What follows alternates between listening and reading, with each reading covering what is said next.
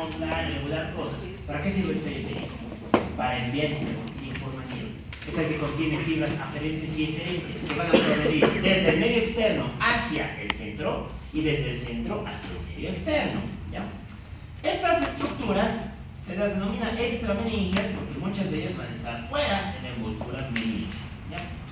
Sobre todo el sistema nervioso periférico se encuentra constituido por las estructuras que derivan de la médula espinal. Recordamos que esta médula es esto.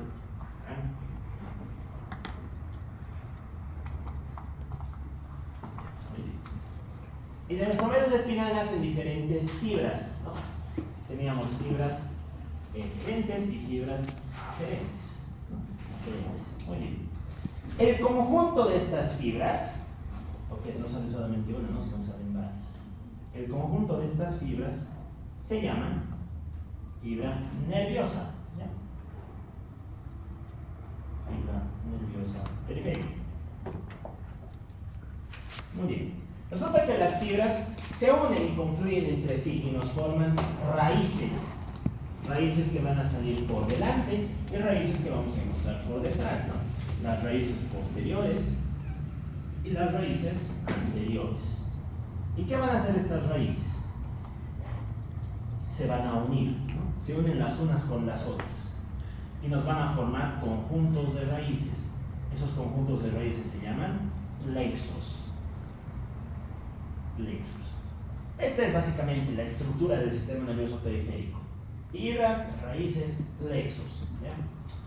Muy bien. Resulta que las raíces anteriores tienen una función determinada, ¿no? Son eminentemente motoras. En cambio, las raíces posteriores llegan a ser eminentemente sensitivas, ¿no? El sistema nervioso autónomo se divide entre ambos, un componente aferente posterior y un componente eferente anterior. Muy bien. Resulta que las raíces se unen las unas con las otras, las raíces anteriores y posteriores se nos forman los plexos. ¿Qué plexos conocen? Claro, los famosos plexos, ¿no? El plexo braquial y el plexo lumbar, ¿no? Los que van a dar origen a los nervios que dan inervación al miembro superior y al miembro inferior. Muy bien. ¿Qué más vamos a contar aquí? Estas fibras van a presentar una estructura histológica que tenemos que conocer, ¿no? Resulta que aquí es donde está el soma de la neurona y por aquí es por donde sale su axón. Este axón va a estar recubierto por un tipo especial de envoltura, ¿no? Esta envoltura se conoce como la vaina de mielina, ¿no? Muy bien. ¿Qué célula era la que mieliniza el sistema nervioso periférico? Las células de Schwann, muy bien, las células de Schwann. Y en el sistema nervioso central, ¿quién mieliniza? Los oligodendrocitos. El oligodendrocito, exacto. El oligodendrocito. Muy bien. Entonces, resulta que estas células cuando se alteran, van a ser el sustrato anatómico de las enfermedades desmielinizantes, ¿no? Hay muchas enfermedades que afectan o bien a este, condiciones inflamatorias, tumorales, genésicas y demás, que van a alterar la función de la mielina. ¿Y para qué necesitamos mielina? ¿Por qué es importante? Para la conducción. ¿Qué permite la mielina? La conducción de las La conducción de quién? neuronas. Bien, permite un tipo especial de conducción, ¿no? Recordamos que la mielina es un aislante eléctrico. Donde se encuentra la mielina, la electricidad no transcurre adecuadamente. Entonces, si la corriente llega por aquí, el potencial de acción, dice, no puedo pasar, entonces, ¿qué hago? En vez de caminar, salto. Conducción saltatoria. Pim, pam, pim, pam. De modo tal que van a ir saltando entre distintos puntos. ¿Qué se llaman estos puntos? ¿Se acuerdan qué se llaman estas dilataciones? Nodos de Rambier. Los nodos de Rambier, excelente. ¿Qué les caracteriza a los nodos de Rambier? Que son ricos en canales de sodio. Como son ricos en canales de sodio, van a poder despolarizar al axoplasma, despolarizar a la célula y de ese modo garantizar la continuidad del impulso eléctrico. En cambio, la mielina no, la mielina es un aislante. Lo que le interesa es aislar la conducción eléctrica. Y las zonas internodales, es decir, esta porción del axón, es rica en canales de potasio. ¿Ya? Por eso es que no es un muy buen conductor de energía eléctrica. Muy bien, esto en cuanto a las bases generales de lo que es el sistema nervioso periférico. Ya, ¿cómo lo exploramos? Con lo de siempre, ¿no? Motilidad, sensibilidad y vegetativo. ¿Por qué creen que está lo mismo aquí? Porque Porque si se acuerdan, las fibras periféricas no son más que esclavos de las fibras centrales, ¿no? Entonces, si se afectan estas fibras, pues también vamos a tener alteradas las mismas modalidades que valorábamos en las fibras centrales, ¿no? Tanto para motilidad, en este caso un síndrome de ¿qué? ¿De primera o de segunda motoneurona? De segunda, muy bien, con todo lo que hemos descrito. Si tuviéramos alteraciones sensitivas, ¿qué tendríamos? Alteraciones sensitivas en mi cuerpo, en un solo miembro, en todo el cuerpo. En un miembro, no en un miembro, ipsilateral, no es contralateral. En un miembro, o en zonas segmentarias de la superficie corporal. Y vegetativas lo mismo, ¿no? En determinadas zonas de nuestra superficie. Muy bien, esto es interesante, ¿no? Pero si queremos llegar a un diagnóstico preciso necesitamos estudios complementarios. Y aquí sí vamos a describirlos un poquitito. Tenemos dos. Tenemos los estudios electrofisiológicos y la biopsia, ¿ya? No creo que hayan hablado de los electrofisiológicos, tampoco creo que hablen, pero bueno, vamos a hablar de las cosas más relevantes de esto. ¿En qué consiste esto? Esto lo hacen los neurólogos, ¿no? No sé si lo han visto alguna vez, si es que han hecho algo particular y demás. Pero cuando se quiere estudiar algún trastorno periférico, los neurólogos agarran unos electrodos, unas pinzas, ponen unos parches en la piel y al colocar los electrodos encima, miden la transmisión de corriente eléctrica entre un punto y otro. De ese modo es como obtienes distintos parámetros eléctricos, ¿ya? Esos parámetros eléctricos son varios. Vamos a hablar de los dos más importantes. Tenemos por un lado la amplitud, estamos midiendo corriente, ¿no? La amplitud de la corriente, y por otro lado vamos a medir a la velocidad de conducción. Velocidad de conducción.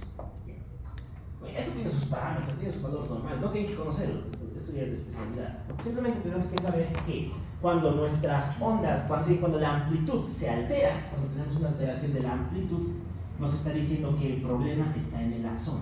La alteración es axonal. En cambio, si se altera la velocidad de conducción, ¿dónde estará el problema? En la mielinización. Alteración desmielinizante o enfermedad desmielinizante. Muy bien, eso es lo que tenemos que saber. Y tiene sentido, ¿no? ¿Para qué servía la mielina? Para que la onda se conduzca más rápido. Si la mielina se altera, la velocidad se altera. Por eso es que tenemos este parámetro alterado. ¿Para qué sirve el axón? Para conducir la corriente eléctrica. Si mi axón está alterado, no se conduce la corriente, por eso la amplitud baja. Dentro de esta velocidad de conducción, tenemos una modalidad diferente de evaluación, que es la detección de unas ondas, ¿ya? Estas se conocen como las ondas F y las ondas H. En algún libro lo van a encontrar como impulso F, es lo mismo, ¿ya? ¿Por qué les cuento esto? Porque una vez que has detectado que hay una alteración periférica, midiendo esto puedes ver si la alteración está en las raíces anteriores, si está alterado la onda F, o si está en las raíces posteriores, si es que está alterado en la onda H, ¿ya? En la onda H. Muy bien, por ende podrías deducir si es que la alteración afecta sobre todo el componente motor o si afecta sobre todo el componente sensitivo, ¿ya? Para eso se utiliza la electrofisiología. Muy bien, ¿qué otra cosa más miramos? Esto por si acaso se llama estudio de latencia proximal. Latencia proximal. Hay un parámetro más que es la latencia distal. Pero bueno, este no se interesa. Tienen sus propios parámetros, así que no lo vamos a describir. Muy bien. ¿Cuál es la otra herramienta que se utiliza bastante para estudiar esto? La biopsia. ¿Qué músculo, qué nervio creen que podemos biopsiar? Se biopsia el tríceps sural, ¿no? Es el músculo más frecuentemente utilizado. Es superficial, nos permite obtener un buen volumen de muestra. Ya, ¿para qué biopsiamos? Para dar un diagnóstico etiológico, ¿no? Para buscar la causa de la neuropatía. Muy bien. ¿Qué causas pueden afectar a nuestros nervios periféricos? Hay N. Pero sobre todo la biopsia nos va a permitir identificar aquellas causas que sean inflamatorias, las enfermedades por depósito y las enfermedades genéticas, con un pequeño hincapié en las miopatías. Muy bien. De aquí la única que, por ahora, porque vamos a hablar de estas después, la única que valdría la pena destacar ahora es la amiloidosis. ¿Saben qué es la amiloidosis? ¿Se acuerdan qué es?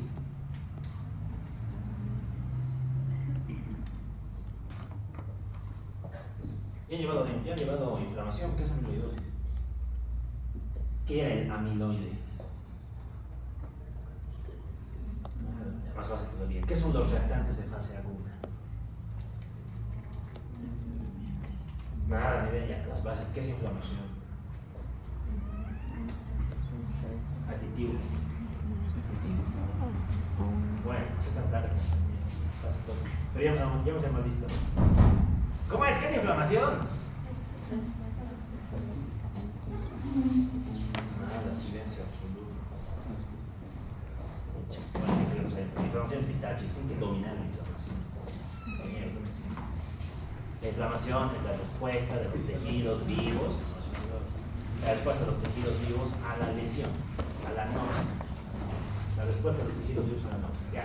¿Cuál es el chiste? El chiste es que cuando nos inflamamos, nuestro cuerpo libera una serie de proteínas, ¿no? Proteínas que nos hablan de que nos estamos inflamando. ¿Qué estudio de laboratorio ustedes pedirían para buscar un cuadro inflamatorio en un paciente? PCR, exacto. La proteína C reactiva es un reactante de fase aguda. El cuerpo lo libera cuando se inflama, ¿no? Sale desde el hígado. Muy bien, ¿qué otra cosa nos podemos pedir? Pues, ¿qué más? Y tal vez han hecho un experimento en fisio, ¿no? Agarras la sangre, lo pones en una columna, lo das la vuelta y miras cuánto tiempo tarda en sedimentar. Tiempo de cocción. Ah, eso practica en fisio. Sí, No, tampoco. Bueno. Velocidad de sedimentación globular, ¿no? La BCG. Muy bien. Y un tercero es el amiloide. La amiloidosis es cuando nuestro cuerpo, porque está inflamado de manera crónica, produce mucho amiloide y ese amiloide se deposita en distintos órganos. Se deposita en el riñón, se deposita en los huesos, en las articulaciones, se deposita en el tejido conjuntivo y también se deposita en los nervios periféricos y nos produce una neuropatía periférica. Ese es un ejemplo de una medición que estamos haciendo. Muy bien. ¿Qué podemos sacar de la biopsia? La biopsia nos dice que, según las clasificaciones clásicas, ¿no? Pueden haber tres posibles patrones de lesión. Clase 1, la neuroapraxia, clases 2 a 5, la axonotmesis y clase 5, la neurotmesis. Definiríamos estos términos. ¿Qué es neuroapraxia?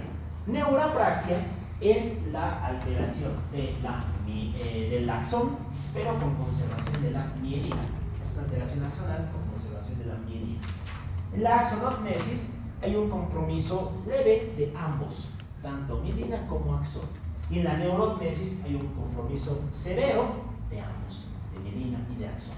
¿Ya? Esta es una clasificación que nos permite en cierta parte orientar el diagnóstico, ¿no? Si te quieres un problema de ambos, pues el problema está ahí. Si el problema está solamente en el axón, pues el problema está ahí. Muy bien. ¿Qué más? Bueno, esto en cuanto a los estudios complementarios. Muy bien, vámonos con los síndromes. Lo dicho, ¿cuáles eran los componentes del sistema nervioso periférico? Fibras, raíces, plexos. Por lo tanto, ¿qué posibles síndromes le pueden pasar al sistema nervioso periférico? Síndromes en las fibras, estos se conocen como los síndromes tronculares.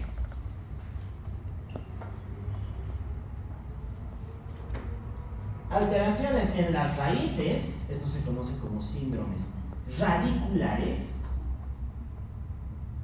y alteraciones en los plexos, esto se conoce como síndromes plexurales.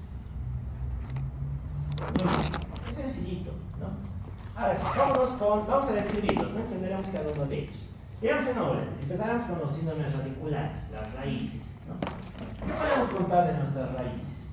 Resulta que hay varias raíces que pueden afectarse, ¿no? Si se acuerdan, el sistema nervioso periférico se organiza así, ¿no? Tenemos las vértebras, en medio está la médula espinal, y de aquí es de donde nacen los nervios periféricos. Los síndromes radiculares generalmente se deben a fenómenos compresivos. Su primera etiología es compresiva. ¿Y qué enfermedades pueden comprimir raíces nerviosas? ¿Qué se les ocurre? Claro, muy bien, las hernias de disco, ¿no? Las discopatías, excelente. Si yo tengo uno de estos discos intervertebrales que protruye, pues me va a apretar mi raíz, me va a producir un síndrome radicular. ¿Dónde? En el territorio elevado por las raíces. Puede tener 4, digamos, puede tener pérdida de la sensibilidad en la porción medial del muslo, va a tener alteraciones de la movilidad de cuádriceps y demás cosas. ¿Ya? Entonces, van a comprometer a la raíz afectada. Muy bien, ¿qué otra causa más se les ocurre?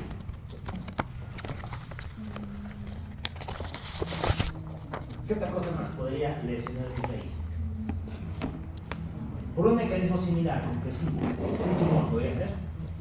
Sí, ¿no? Sí. Más interesante que un tumor, una metástasis. Hay muchos tumores que les gusta hacer metástasis a la columna. Menciónenme dos. Si ya lo han visto, no está en la parte.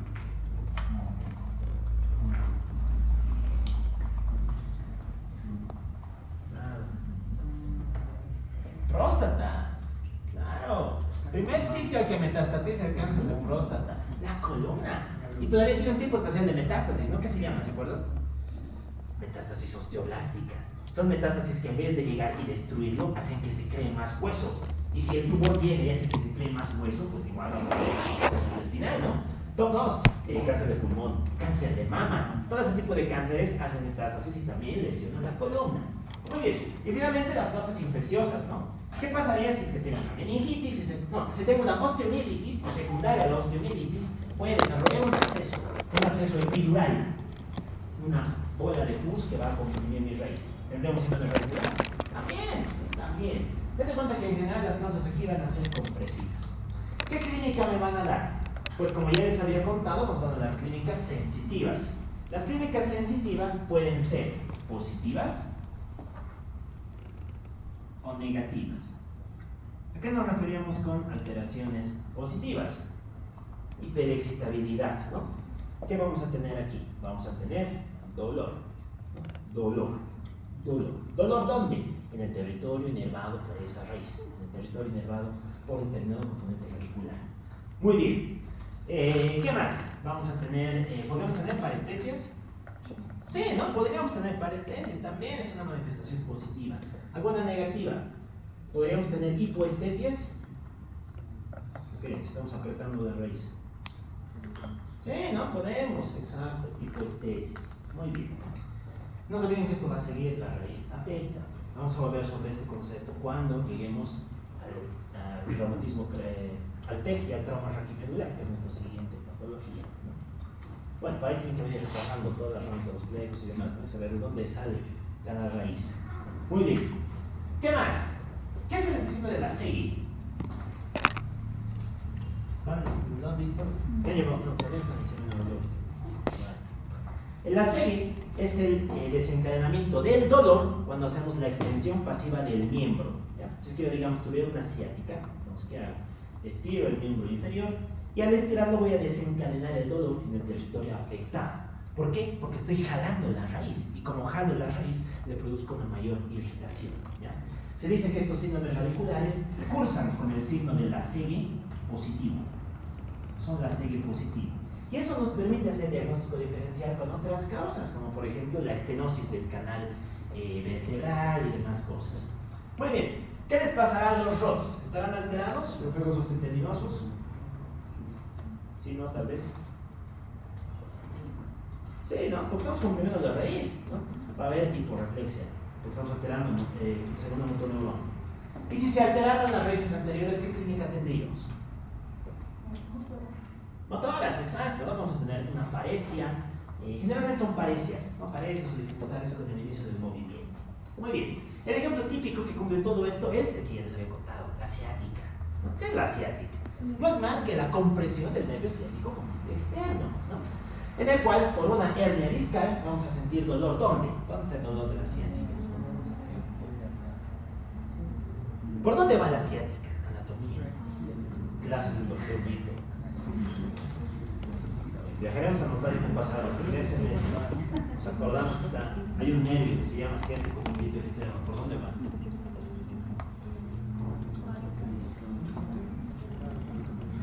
Mucha nada. Bueno, tiene un recorrido posterior, ¿no? Se encarga de dar inervación sensitiva a la porción posterior del muslo, de la porción posterior, de la nalga, del muslo, de la rodilla, de la pierna y demás cosas, ¿no? Entonces, ¿dónde vamos a sentir el dolor? ¿Dónde está el dolor de la ciática? En la región del glúteo, en la región glútea posterior, ¿no? ¿Y se queda ahí? No, se irradia. ¿A dónde se irradia? Claro, hacia la cara posterior del miembro inferior. Es porque está siguiendo el trayecto del nervio. Te das cuenta que la ciática es el ejemplo perfecto del síndrome radicular, porque come todos estos postulados. Se conoce de alguien con ciática, que es muy probable, porque esta cosa es recontra frecuente. Pues hagan la prueba, háganle una segue, vean cómo están los rojos, se van a dar cuenta de que todo eso se cumpla. Muy bien, vamos con los otros, los plexurales. ¿Qué tendríamos en los síndromes plexurales? Cosas que alteran a los plexos. ¿Cuál es el plexo más frecuentemente afectado? El braquial. ¿Por qué creen? Por el trauma. La principal causa de síndrome plexural es el trauma. El trauma. Pero trauma, bueno, puede ser el trauma haciendo alguna actividad laboral, ¿no? Pero generalmente hablamos del trauma obstétrico. Bueno, todavía no han llevado parto, ¿ok? O parto, ¿no? Está en el tema del IPS-2. Sí, ¿no? ¿Se acuerdan cuáles eran? No, sí está. ¿Se acuerdan qué es una listosia? ¿Cuánto comunicar? Ya, muy bien. A veces los partos no salen bien, a veces hay algunos problemas durante la expulsión del producto, ¿no? La expulsión del bebé. Entonces, ¿qué pasa? Pasa que muchas veces se realizan maniobras con mucha fuerza durante el parto, ¿ya? Y generalmente esas fuerzas implican tirar del brazo del bebé. Agarras del brazo, porque no ves el hombro, ¿no? Agarras del brazo, pero jalas. Y al jalar, ¿qué puedes producir? Una lesión del plexo braquial. Aquí son clásicas dos lesiones, dos síndromes son clásicos aquí. Tenemos al síndrome de Dejerin-Kramky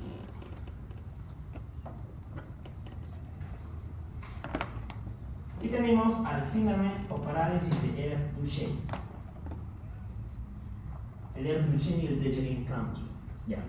¿Cuál es el chiste del Ehlers-Danlos? Aquí estamos lesionando raíces altas, ¿no? Estamos lesionando raíz C5, C6. C5, C6. En cambio, el Dejerin-Kramky suele afectar raíces inferiores, C8, T1, T1. Por eso es que los libros lo pueden encontrar como síndrome superior del plexo braquial y síndrome inferior del plexo braquial.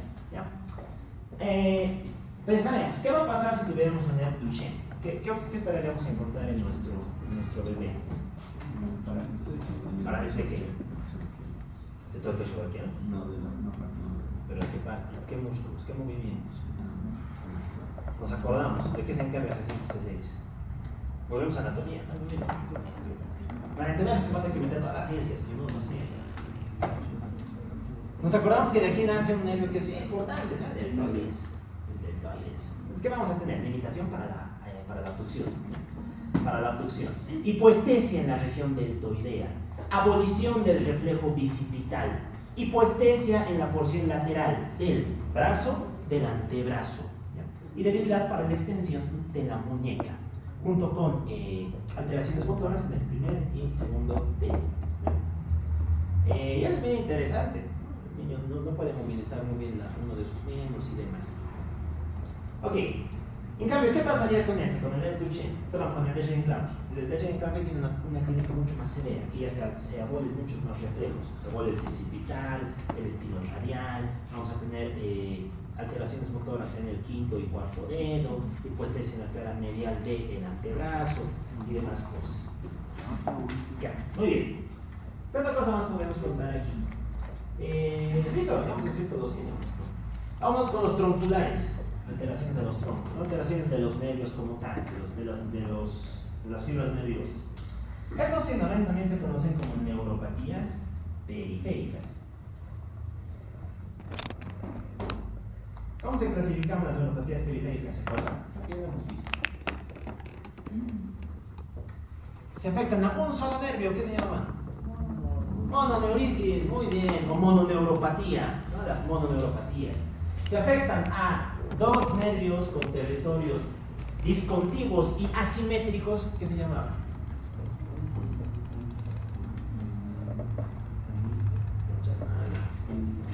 Mononeuritis múltiple. La mononeuritis múltiple. Y si afectamos varios territorios simétricos, ¿qué se llama?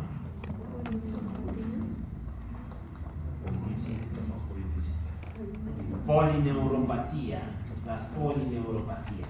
Son los tres grandes patrones. ¿Este qué sería? Mononeuritis. Mononeuropatía o mononeuritis múltiple.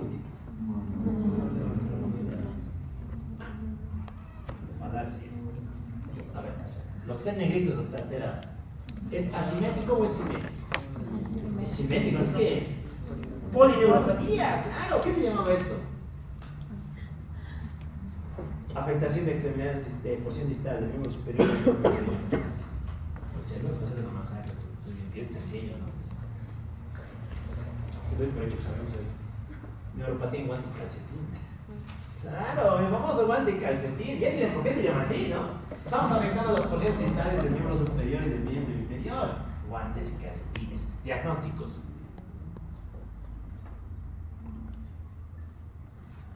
No está ahí. Nada, la diabetes. Claro, la diabetes juega aquí. Es una enfermedad que clásicamente produce polineuropatía en guante y calcetín. Y ahorita vamos a ver otras cuando hablemos de los síndromes neuropáticos periféricos. Pero bueno, la diabetes es lo primero que tenemos que pensar cuando vemos esto, porque la diabetes es la causa más frecuente de polineuropatía. Muy bien. Sus causas son N, las vamos a ver en un momento. Y su clínica, ahora se entiende ya lo hemos contado, hipostesia, paresia, alteraciones de la sudoración y demás cosas. Muy bien, bueno, sí, todo ese sistema periférico es bastante sencillo. Pero lo vamos a complicar más, ¿no? Tenemos que meter aquí enfermedades. Vamos a empezar con esta. ¿Me puedo borrar, no? Ya. Enfermedad que es sumamente interesante. Es alucinante. Alucinante el curso clínico. Uy, que tiene esta enfermedad. A ver, ¿qué es eso? Pueden mirar esa imagen patológica, pues como más o menos deducir de qué estamos hablando.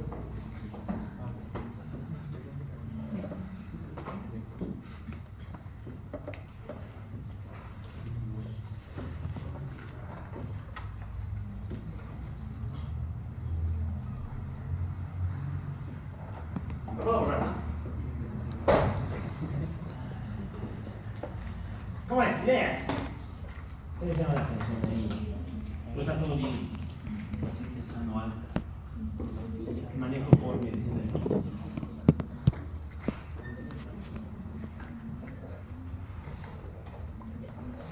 Muy bien, empezamos con el mundo de las desmineralizantes.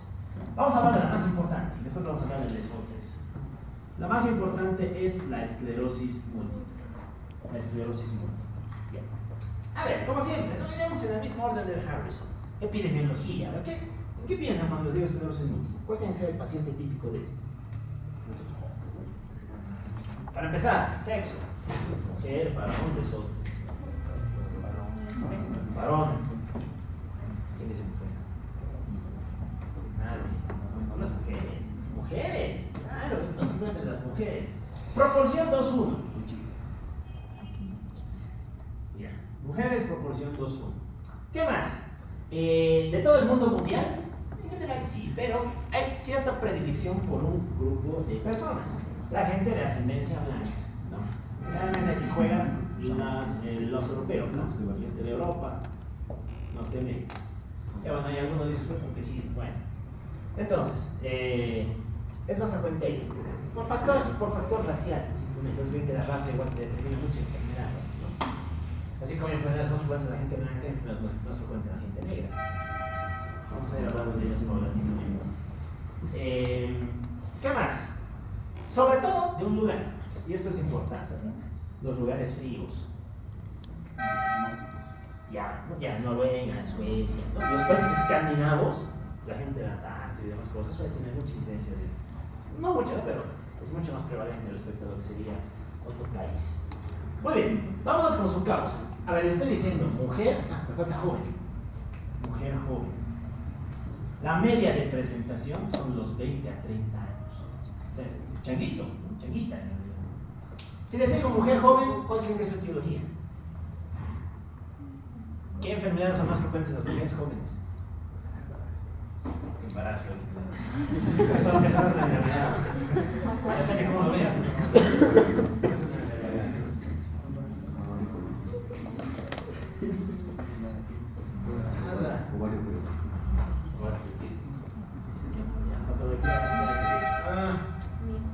Bueno, podría ser. ¿Qué más? No, igual ser varón. Varón igual que puede dar diabetes. Mujer joven, toda mujer joven, hay un grupo de enfermedades que son más frecuentes, las autoinmunes. Claro, si les digo lupus, ¿en qué piensan? Bien, ya, muy bien, Selena Gómez, ¿no? Todos pensamos en Selena Gómez. Mujer joven, no pensamos en la reina Victoria, ¿no? Reina Victoria, artritis reumatoide, es otro perfil del paciente, ¿no? Otro perfil del paciente. En general, las autoinmunes son más frecuentes en las mujeres jóvenes. Y tiene también su explicación, ¿saben cuál es? No está muy claro, pero se cree que los estrógenos alargan la vida de los linfocitos B. Y como tienes linfocitos B que han vivido mucho tiempo, empiezan a ser macanas, empiezan a producir autoanticuerpos. Y esos son los que van a producir distintas autoinmunes. Por eso se cree que las autoinmunes son más frecuentes en la mujer joven. Mientras tienes estrógenos, pues vas a mantener esos linfocitos B anómalos. Ya. El chiste de esto es que es autoinmune. Muy bien. Entenderemos su fisiopatología y su... Primero hablaremos de su patogenia. Como siempre, ¿no? En cualquier enfermedad, ¿qué vamos a tener? Factores genéticos y factores ambientales. Y aquí hay un factor genético que es crucial, porque esto sí está implicado en su diagnóstico. Hay predisposición genética. ¿Se acuerdan cuáles son los genes que nos hablan de predisposición genética para autoinmunes? Nos vamos a genética, cuarto semestre. ¿Con qué me llevo genética?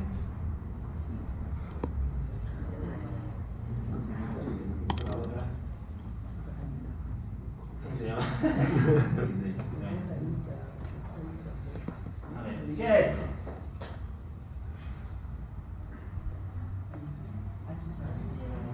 ¿Qué son los genes HLA?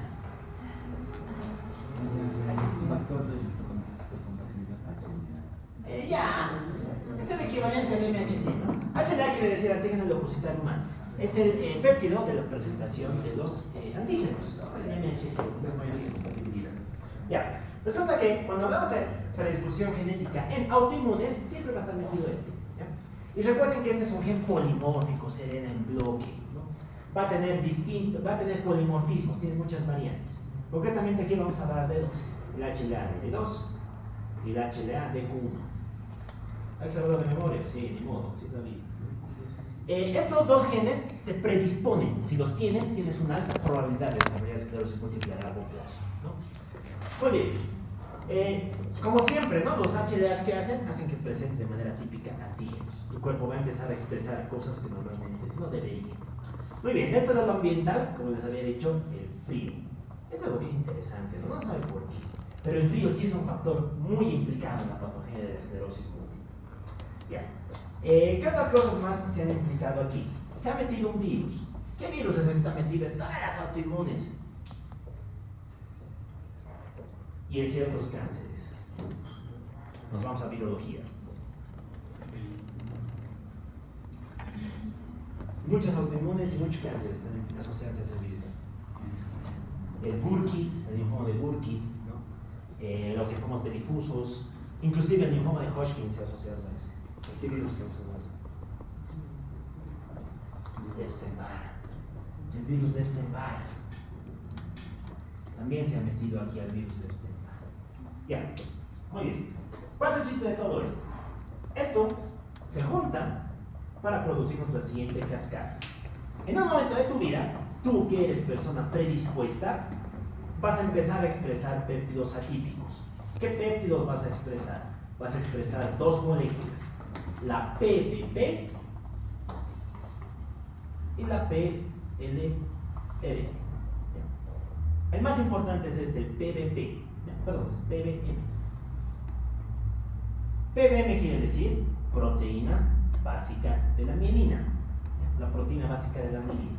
Entonces, como estás expresando proteína básica de la mielina, ¿qué van a hacer tus linfocitos B? Van a decir, mira, nos están presentando esta molécula extraña. Vamos a reconocerla y vamos a producir anticuerpos.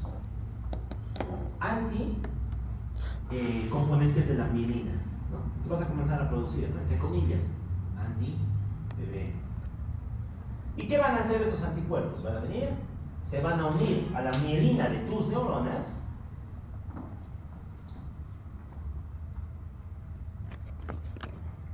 y como tienes un anticuerpo pegado a tu mielina, ¿qué va a hacer el sistema inmune? ¿Lo va a destruir? ¿Para qué sirve un anticuerpo?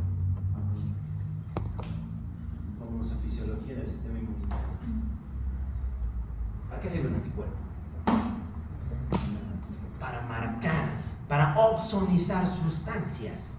Las marca, ¿para qué? Para que cuando lo vea un macrófago o un neutrófilo o un NK, lo reconozca y lo destruya.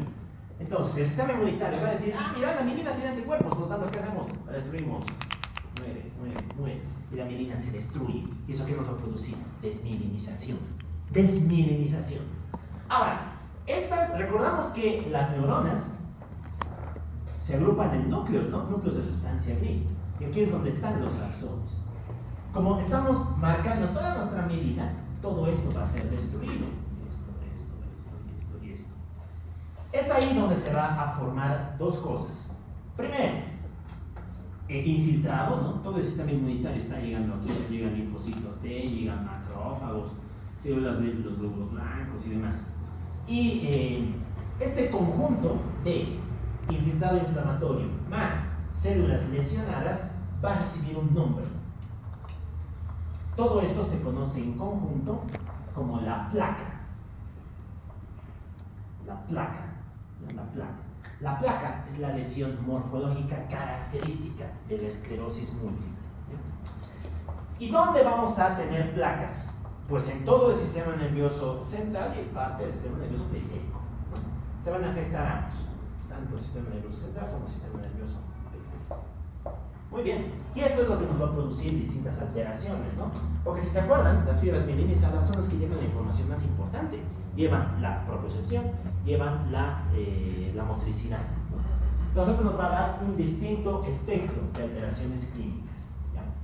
Muy bien, esto es básicamente la patología y la fisiopatología de esta enfermedad. Vámonos con su clínica. La clínica es algo bastante deductible, yo creo que la podemos razonar. Les cuento que la zona más frecuentemente afectada por la esclerosis múltiple es la zona sensitiva. Por lo tanto, ¿qué tipo de alteraciones clínicas tendríamos? ¿Qué se les ocurre? ¿Qué presentaría un paciente con esclerosis múltiple?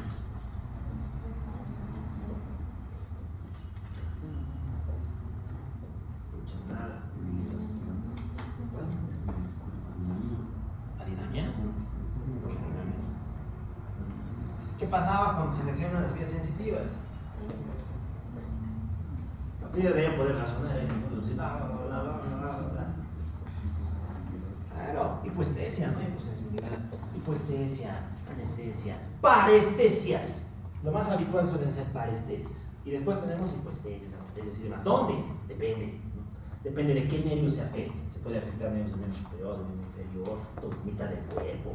No es un patrón fijo, porque ¿de qué va a depender? De dónde está la placa, ¿no? Puede que tu placa esté aquí, puede que tu placa esté aquí, puede que tu placa esté aquí, puede que esté en el tronco, puede que esté en la médula. Entonces va a depender mucho de la zona que esté afectada. Muy bien, ¿qué pasa? Todas alteraciones motoras. ¿Qué creen que pasaría si desmielinizamos nuestros axones motores? Manifestaciones clínicas. Ya, debilidad. Parecias, muy bien. Parecias, ¿qué más? Vamos a tener, en algunos casos se llega a parálisis, ¿no? Pero lo más habitual son parecias. Muy bien. Top 3. Se altera el tronco encefálico. ¿Qué manifestaciones clínicas tendríamos si se altera el tronco encefálico? Las fibras mielinizadas del tronco.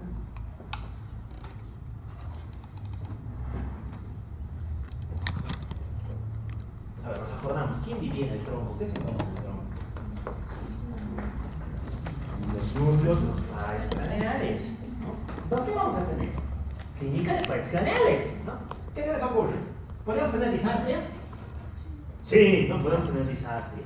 ¿Podemos tener distajo? No podríamos. Y dentro de todos estos hay dos alteraciones que son clásicas.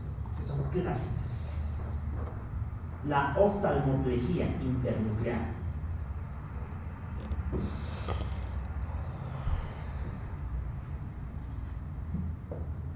y una pupila. Ahorita lo vamos a ver. ¿Ya? Muy bien, ¿qué es esto? Esta es la oftalmoplejía. ¿Qué era plejía? Parálisis, ¿no? Muy bien. Parálisis de los movimientos de los ojos por lesión del haz internuclear. Resulta que hay un asa a nivel del tronco encefálico que comunica los núcleos motores de ambos lados. Cuando este se lesiona, porque también es una fibra mielinizada, vamos a tener algo que es bien característico. Se conoce como talmoplegia internuclear. Resulta que el paciente va a tener sus ojitos mirándonos aparentemente de manera normal. Pero cuando le pedimos que haga abducción hacia un lado, digamos hacia este lado, el ojo que está bien lo va a poder hacer. Pero el otro ojo no. Se queda paralizado. No puede abducir, no puede dirigirse hacia el otro lado. ¿Ya?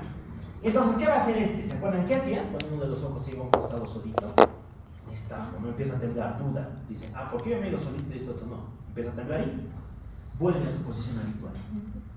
Va a volver aquí, a donde está. ¿No? Eso se conoce como movimiento nistagmoide, es similar a un nistag. Muy bien, esta lesión es característica, bien característica de la esclerosis. Muy bien, ¿cuál es el otro signo? Es también un defecto de la pupila. Se conoce como defecto pupilar aferente relativo. Bueno, tiene nombre propio y lo han debido ver cuando han estudiado inspección, ¿no? En semiología. ¿Se acuerdan las alteraciones de la pupila? Había pupilas con nombres propios, ¿no? No pensacoria. Argyll Robertson. ¿Qué? Claro. ¿Han estudiado las pupilas? Marcus Kuhn, Addy, Horner, Argyll Robertson. Son las alteraciones de la pupila. Bueno, no me pasa, usted es furioso. Debe estar en la gente. Muy bien. Por ahí, déjame pasar. Ya, el chiste es el mismo. Estamos lesionando fibras del tronco encefálico, por lo tanto vamos a tener un efecto de los reflejos fotomotores. ¿En qué consiste esto? Consiste en que el reflejo fotomotor está conservado. Vamos a nombrar con esta linterna. ¿Qué pasaba cuando nombramos con la linterna el reflejo fotomotor? Miriasis. Claro, miosis. Esto pasa normalmente. Pero ¿qué pasa en el DPAR? En el DPAR, como estas fibras no están conectadas, cuando alumbremos uno de los ojos, va a ser miosis, pero el otro no.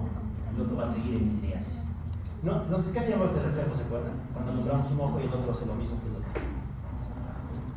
Consensual. No consensual. Se altera el consensual, pero se mantiene el fotomotor de un lado. ¿Ya? Y si alumbramos, de hecho, este ojo, este sí va a poder hacer miosis. Pero este otro, también. Ya, muy bien. ¿Qué más? Bueno, esto es lo más característico, ¿no? A nivel del tronco. Muy bien, seguimos. Tenemos alteraciones del globo ocular. Aquí aparece algo bien característico, la neuritis óptica retrovulvar. Lo mismo, ¿no? ¿El nervio óptico está mielinizado, sí o no? ¿Cómo es, sí o no? Todos deben gritar al unísono. Sí, está mielinizado. Claro, está mielinizado. Si no estuviera mielinizado, imagínense cuánto tardaríamos en mandar las imágenes. No nos sirve, ¿no? Está mielinizado. Como está mielinizado, ¿se puede afectar? Sí, se puede afectar. Se puede inflamar por la misma placa. Y como esta afectación ocurre en la parte posterior del globo ocular, o aquí es donde está nuestra pupila y aquí es donde está el nervio, se llama neuritis óptica retrovulvar. ¿Ya? La retrovulvar. Es otra característica de la esclerosis múltiple. Muy bien. Y después ya tendríamos lesotres, ¿no? Otros. ¿Quiénes juegan en los otros? Antes de otros, vemos, sexto es otros, quinto cerebelo. Y ahora sí, tienen que recitarme todo esto, ¿no? ¿Cuáles son las manifestaciones de lesión cerebelosa? Ataxia, ¿qué más?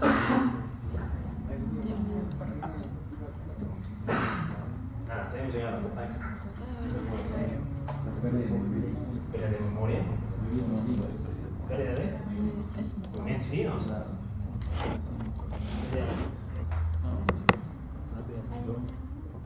No es como tal eso, ¿no? Es una alteración en las pruebas que lo valoran. Dismetría. Alteraciones de prueba de la nariz, tobillo, rodilla y demás. Ya, ¿qué más? Habla escándida. ¿No? El habla escándida.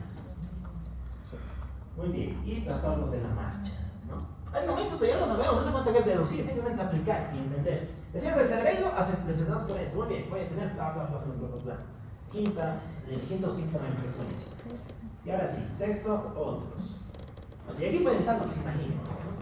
Estas son alteraciones relativamente raras, pero pueden haber. ¿Qué tendríamos? Tendríamos disautonomías, alteraciones del sistema nervioso autónomo. Aquí juega la hipotensión ortostática, la incontinencia urinaria. Tenemos convulsiones, que es raro, pero puede haber, por poder puede. ¿Qué más? Tendríamos alteraciones de otros sentidos, alteraciones de la audición y demás. Bueno, y una serie de síntomas más que son bastante infrecuentes. Ok. Ya, resulta que todo esto te aparece de golpe. No sé si conoce bien con esclerosis múltiple. Tal vez sí, es realmente. La vida del paciente con esclerosis múltiple es que tengo todos mis síntomas en un momento, tengo una crisis, ¿cómo se llama? Crisis de esclerosis múltiple. Y como tengo mi crisis, ¿qué hago? Me internan. ¿Cuánto me internan? Un día, 2 días. Me dan X tratamiento, que vamos a deducir. Y después vuelvo a mi vida normal. Vuelvo plenamente reincorporado. Y hago mis cosas bien. Y así voy a estar un tiempo hasta que me vuelva a dar mi crisis, me vuelva a internar y después pueda volver a hacer mi vida totalmente normal. Así vive el paciente con esclerosis múltiple. La esclerosis múltiple se caracteriza por presentarse a manera de crisis. ¿Qué es una crisis? La expresión de estos síntomas por un periodo de 24 horas por lo menos, más de 24 horas. Tienes que expresarlos por lo menos más de 24 horas. Muy bien. Resulta que lo que les he contado, este curso clínico, es lo que ha llevado a la clasificación clínica de la esclerosis múltiple, que es la que estamos observando representada aquí. Ya, vamos a entender este dibujo, no es muy complejo. Resulta que hay 4 formas en las que se puede presentar la esclerosis múltiple, o más que presentar, en las que puede evolucionar. La primera es la que les he contado, ¿no? Yo estoy feliz con mi vida, tranquilo, crisis. Me interno, me rehabilito. Estoy feliz con mi vida, tranquilo, no me pasa nada. Estoy igual que ustedes, camino, ando, río y demás. Me vuelve a dar otra crisis. Me internan, recupero y sigo con mi vida. Voy a andar oscilando así en toda mi vida. ¿Ya? Esta es la forma más frecuente de esclerosis. Se conoce como el patrón remitente recurrente. El patrón remitente recurrente. ¿Por qué? Porque me da la crisis, recurre y después se pierde, remite. Recurre, remite, recurre, remite, recurre, remite. ¿Ya? La mayor parte de personas pueden aquí. Muy bien. Pues resulta que este patrón puede variar, puede tener variantes, puede tener cambios, de que es donde vamos a hablar de las demás. ¿Ya? ¿Qué pasa en el segundo? En el segundo, yo estoy feliz, ¿no? Tengo mi crisis, recupero. Tengo mi crisis, recupero. Pero cuando me dé otra crisis, ya no voy a recuperar totalmente, me va a quedar una secuela. Y esta secuela ya es de por vida. Digamos que en esta crisis he tenido parestesias en mi miembro superior. Y cuando ya ha pasado la crisis, me quedo con mis parestesias toda mi vida. Ahí ya no ha pasado la crisis, ¿no? Se me ha quedado una secuela. Y ya no me reincorporan como estaba. Me va a volver a dar otra crisis y puede que aquí se me quede otra secuela. Otra crisis, otra secuela, otra crisis, otra secuela. Me se cuenta que aquí ya no me normalizo, voy acumulando secuelas. Esto corresponde a la forma progresiva recurrente. Estoy progresando, estoy evolucionando. Y esto es malo, ¿no? Porque ya, como sea, la sensibilidad de un miembro ya, que bien puedes vivir. Pero hemos dicho que eso también te produce neuritis, eso te produce ceguera. Imagínate que estás de la nada, ¿no? Un día dejas de mirar algo, al siguiente puedes volver a mirar, y cuando te vuelve a dar lo mismo ya nunca más miras en ese ojo. Entonces, es algo bastante crítico tener este tipo de patrón. ¿Ya? Muy bien. Hay otra forma de crisis en la que la gente directamente no tiene este patrón, simplemente progresa. Progresa. Es decir, va acumulando puras secuelas, no tiene crisis. Esto se conoce como la forma primariamente progresiva. Primariamente progresiva, ¿no? Ustedes están viendo aquí. Aquí yo no tengo ninguna crisis, simplemente empiezo por las secuelas, ¿no? Dejo de mover un pie, después ya no siento un brazo, después pierdo un ojo, después tengo disartria, tengo atasias y demás. Voy acumulando progresiones. Muy bien. Y finalmente tenemos a la secundariamente progresiva, ¿no? En este caso, yo voy acumulando las... en realidad es una variante de esta, ¿no? Empiezo con secuelas y dentro de mis secuelas voy a tener algunas crisis. Secuela, secuela, secuela, crisis. Secuela, secuela, secuela, crisis. Pocas crisis, muchas secuelas, ¿no? La secundariamente progresiva. Muy bien. ¿Qué podemos concluir de esto, muchachos? Pese a que la mayor parte de pacientes recupera, puede que en cualquier momento tú dejes de estar aquí y pases a jugar a esto y empieces a acumular secuelas. Y las secuelas son de por vida. Entonces, ¿qué es lo que busca el tratamiento de la esclerosis múltiple? Evitar las crisis, ¿no? Si te podemos mantener más tiempo aquí, si podemos hacer que esto se vuelva muy recto, fenomenal. Vamos a poder darte buena calidad de vida. Y mucho del tratamiento va dirigido en esto, para evitar las crisis. ¿Ya? Muy bien. Ahorita vamos a ver eso cuando lleguemos al tratamiento. A ver, ¿qué es esto? ¿Qué creen que es eso? Es el puntito. Esta es la placa. Esta es nuestra querida placa, ¿no? La zona de desmineralización que está metida dentro del sistema nervioso central. Simplemente para que la vean. Obviamente esto se obtiene de una autopsia. No queremos hacer autopsia de las personas. Entonces, ¿cómo diagnosticamos la esclerosis múltiple? Con algo que nos permita verlas mientras están vivas, ¿no? Con una tomo. De hecho, mejor que con una tomo, con una reso. El diagnóstico de la esclerosis múltiple se apoya sobre todo en esto. Es clínico, pero necesitas una reso. Sí o sí necesitas una reso. Porque desde cuenta que vas a empezar a tener síntomas al azar, ¿no? Necesitas apoyarte en algo que te diga si tienes placas. Y ese algo se llama resonancia magnética. ¿Ya? Muy bien, ahorita vamos a hablar de lo que se mira en estas placas. Vamos a aprovechar de meter unos criterios aquí. Aparecen los criterios de McDonald's. Bien, es como el vendedor de pollos, ¿no? Como el vendedor de hamburguesas. Pero bueno, ¿qué te dicen los criterios de McDonald's? Los criterios de McDonald's te dicen, para hablar de una esclerosis múltiple, necesitas confirmar que tienes placas separadas por tiempo y separadas por espacio. Si tienes esas dos, súper, tienes esclerosis múltiple. Bueno, súper para nosotros, mal para el paciente. ¿No? Tienes esclerosis múltiple. ¿Ya? ¿Cómo podríamos diferenciar el criterio temporal? Hablamos de criterio temporal cuando tus crisis están separadas por un mes. Separadas por un mes. Has tenido tu crisis hoy día en febrero y tu siguiente crisis te viene en abril. Eso te está diciendo que hay crisis separadas en tiempo. Ya, ¿podríamos hacer esto? Digamos que vemos hoy día un paciente allá con su crisis y le damos un tratamiento y le decimos, si te vuelve a dar después de marzo, vuelves. ¿Podríamos hacer eso? Claro, no es ético. Porque ¿qué tal que ya no esté aquí? ¿Qué tal que ya esté aquí? A la siguiente ya va a venir ciego. Eso no es ético. No es ético. Entonces, ¿qué se utiliza para verificar estos dos criterios? Pues tendríamos que pedir una reso. Y en la reso, ¿qué vamos a mirar? Si la placa es aguda o si la placa es crónica. ¿Cómo veríamos que nuestra placa es aguda? Las placas agudas son así, son hiperintensas, se ven de un color blanquecino en la resonancia magnética. Ya se llama diagnóstico por imagen, ¿no?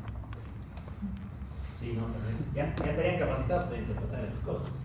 Pero bueno, las lesiones agudas se van a observar así, ¿no? Blanquecinas.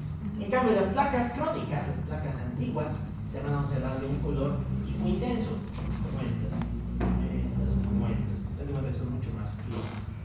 Tener una aguda más una crónica ya te dice, pues, has tenido placas antes y tienes placas ahora. Te permite cumplir tu criterio de temporalidad. ¿Ya? Y hay una manera más de verificar este criterio de temporalidad, que si no te sirve ninguna de estas, también podrías usar. Mides el líquido cefalorraquídeo. ¿Ya? ¿Qué creen que esperaríamos encontrar en el líquido cefalorraquídeo? Basado en todo lo que hemos contado de la fisiopatología, ¿qué esperaría de encontrar? ¿Encontraríamos bacterias? ¿Qué encontraríamos? Linfocitos. Podría ser, pero no hay linfocitos. ¿Quién más estaba en la fisiopatología de la enfermedad? Si no es el linfocito, sí puede ser, ¿no? Nada. ¿Qué dice al lado del linfocito? El anticuerpo. Claro, vamos a ver anticuerpos en el líquido cefalorraquídeo. Eso se llama bandas oligoclonales. Saben que siempre que hablamos de clonas, generalmente nos referimos a anticuerpos, ¿no? Oligoclonales. Bandas oligoclonales. Esto es tener un alto número de anticuerpos en el líquido cefalorraquídeo con un bajo nivel de células y clásicamente niveles de proteínas y glucosa casi normales. O los españoles le llaman falsamente normales o normalmente anormales. Pero bueno, es lo mismo. Bandas oligoclonales. Esto también se utiliza como criterio de temporalidad. Ya, vámonos con criterios de espacio. ¿Cómo podríamos ver que tienes criterio de espacio? Bueno, el primero es clínico, ¿no? Que tu crisis afecte dos regiones diferentes, ¿no? Digamos que hoy día en febrero has tenido ceguera, ¿no? Neuritis óptica. Y en abril vas a tener ataxia con disartria y con dismetría, lesión de cerebelo. ¿Estamos cumpliendo el criterio de espacio? Sí, ¿no? Porque no nos seleccionaba nervio óptico y nosotros seleccionamos cerebelo. Bueno, ¿pero podemos hacer eso? No, pues, porque puede que no recuperes, ¿no? Puede que te quedes con lesión cerebelosa de por vida. Entonces, ¿qué es lo que usamos para evitar eso? La resonancia. ¿Y aquí qué vamos a buscar? Las lesiones clásicas. Las zonas clásicas. Hay 5 zonas que son consideradas clásicas de la esclerosis múltiple. La zona cortical, la zona periventricular, médula espinal, tronco encefálico, cerebelo. Son las 5 regiones. Muy bien. Inclusive hay una que tiene nombre propio, ¿no? Que no está aquí. Hay una en la que alrededor de los ventrículos se forman estos pequeños puntitos. Se dice que son como dedos, como que alguien viniera y pusiera sus dedos encima. Eso se llama los dedos de Dawson. Es un signo radiológico característico de la esclerosis múltiple y que es clásica de las formas periventriculares. Muy bien, aquí estamos viendo justamente esas placas, ¿no? Fíjense que hay placas en la médula, placas Dawson. Los deditos de Dawson. Placas en médula, placas en corteza, placas corticales, muy periventriculares. Aquí está el cerebelo, ¿no? Estamos viendo el tronco encefálico, infraterritoriales y demás. Muy bien. McDonald te dice, cumples este y este, diagnóstico hecho. Listo. Cuando está el diagnóstico hecho, ¿qué vamos a hacer? Vamos a dar un tratamiento. ¿Cuál creen que sería el tratamiento? ¿Con qué tratarían esto? No se olviden que la fisiopatología no se termina el tratamiento de la enfermedad. Volvemos a lo mismo, ¿no? ¿Qué está en la fisiopatología? ¿Quiénes participan en la enfermedad? ¿Hay bacterias? Anticuerpos, ya. ¿Y quién produce esos anticuerpos? El linfocito B. ¿Qué podríamos usar para que no se produzcan ni anticuerpos y para inhibir a los linfocitos B? ¿Qué se les ocurre? ¿Qué daría? ¿Ya han llevado farmacología de la inflamación? ¿Cómo decía o no? Bueno, igual tiene que pasar, no sé, conocer los antiinflamatorios y demás. ¿Daríamos un antiinflamatorio, sí o no? Sí, pues, claro, vamos a dar un antiinflamatorio, un inmunosupresor. Le damos paracetamol, el viejo confiable. Le damos indometacina, una ido. ¿Qué fármaco es antiinflamatorio y un muy buen inmunosupresor? ¿Y a qué familia pertenece la betamiltazona? Claro, a los antiinflamatorios esteroideos. El manejo de esto es con corticoides. Lo mismo, lo vamos a dividir en 2. Tratamiento de las crisis y tratamiento de mantenimiento. Estás con tu crisis, ¿qué te vamos a dar? Te vamos a dar corticoides. Pero no te vamos a dar una tabletita cada día. Te vamos a bombardear con corticoides. Te vamos a poner bolos intravenosos de metilprednisolona. Se pone 1 gramo kilogramo al día. Eso es, imagínate, 70, si puede 70 kilos, ¿cómo te vamos a meter? ¿No? Se bombardea al paciente con corticoides. ¿Por qué? La dosis tiene que saberla, porque eso varía. Solamente se los cuento como referencia. ¿Por qué? Porque como les digo, te puede dejar secuelas. Esto ya no recuperas. Con eso no se juega. Por eso se bombardea al paciente con metilprednisolona. Ni siquiera te damos prednisona, te damos metilprednisolona, que es un supercorticoide y también es bastante caro, pero bueno. ¿Qué más? No funciona, digamos. ¿Qué haríamos? Le hemos puesto tantos corticoides que está con un Cushing agudo y aún así no ha mejorado. ¿Qué haríamos? ¿Qué se nos ocurre que podríamos hacer? ¿Podríamos hacer algo para filtrar la sangre y quitar esos anticuerpos? ¿Sí o no? Sí, se puede. Existe eso. ¿Saben qué se llama? Plasmaféresis. No han debido escuchar. Tiene sentido. ¿Quién me está molestando? ¿Dónde está mi problema? Con el anticuerpo. Si filtro mi sangre y la hago pasar a través de una máquina y esa máquina filtra el anticuerpo, listo, problema resuelto. La plasmaféresis se usa cuando no responde a corticoides. Cuando no ha respondido a corticoides. Muy bien. Y listo, con esto fija mejoras, ¿no? Y si no, pues ya debemos que hacemos. Pero por lo menos lo mismo tienen que saber. Y sobre todo, si tiene alguien con esclerosis múltiple, ¿por qué se interna? Porque como les digo, el tratamiento es con corticoides intravenosos. Por eso se internan 1 o 2 días. Te pones corticoides en el hospital, recupera y chao. Vuelves y sigues con tu vida. Ok, ¿qué podemos hacer como mantenimiento, como terapia de sostén, para evitar que no tener nuevas crisis? Tenemos terapia de primera y de segunda línea. Ya, de primera línea, ¿qué te vamos a dar? Vamos a darte algo que interactúe con tu sistema inmunitario, ¿no? Ese algo se llama interferón. Utilizamos el interferón 1-alfa, también conocido como el interferón pegilado. ¿Qué va a hacer el interferón? Modula la respuesta inmunitaria, ya de modo tal de que disminuyamos el número de crisis. Muy bien. Hay gente que no responde muy bien a esto. ¿Qué utilizamos entonces? Utilizamos otro tipo de fármacos, ¿no?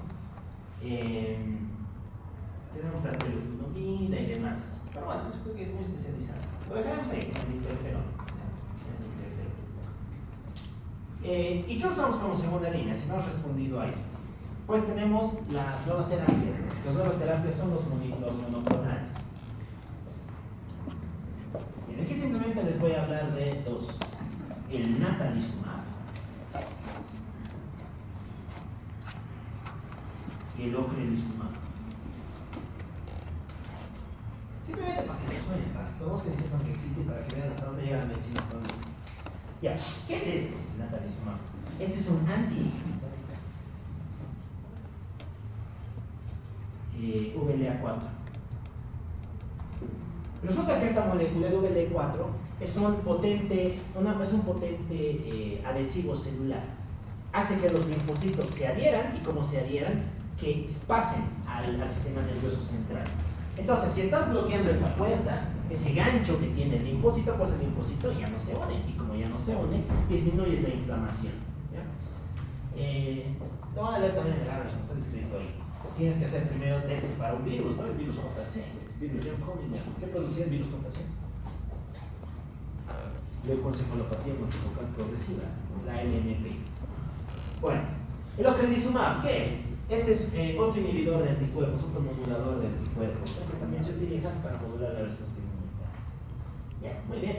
Y si te quedan secuelas, pues ya te tratamos la secuela con lo que haya que tratar, ¿no? Si te ha quedado una distonía, te damos hiperideno. Si te ha quedado ataxia, pues vamos a ver cómo mejoramos el movimiento y demás. Ya lo demás depende de según lo que tú tengas. Muy bien. Esto es el modo de esclerosis múltiple. Así lo que es. Ahora vamos a hacer un pequeño hincapié, un asterisco, ¿no? En las otras desmielinizantes. Porque hay otras que son interesantes, ¿no? Por lo menos yo creo que tienen que conocer. ¡Ay! Bueno, de modo, así es la vida, muchachos. Así es la medicina, así es el conocimiento. Una señalera de la biología molecular. Ya, aquí tenemos varios trastornos. Varios. Vamos a dar las características importantes de las más relevantes. Empezamos con la neuromielitis óptica.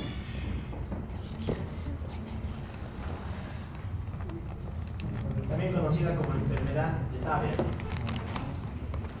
¿Y aquí qué dice eso? Neuromielitis óptica. Etiología incierta. Presencia de un anticuerpo. Anticuerpos anti-acuaporina de tipo 4. ¿Para qué servían las acuaporinas? Vamos a esto. Acuaporinas.